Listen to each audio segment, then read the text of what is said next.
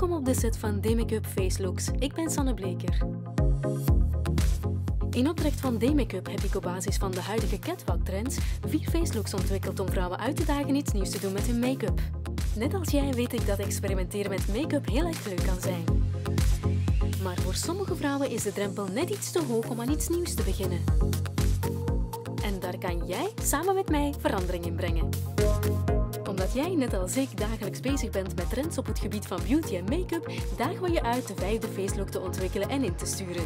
En wie weet schittert jouw facelook binnenkort in de D-Make-up Facelooks campagne en wordt je beautyblog straks volop in de spotlight gezet in een advertorial in een bekend magazine. Dus ga snel aan de slag en don't worry, it will come off.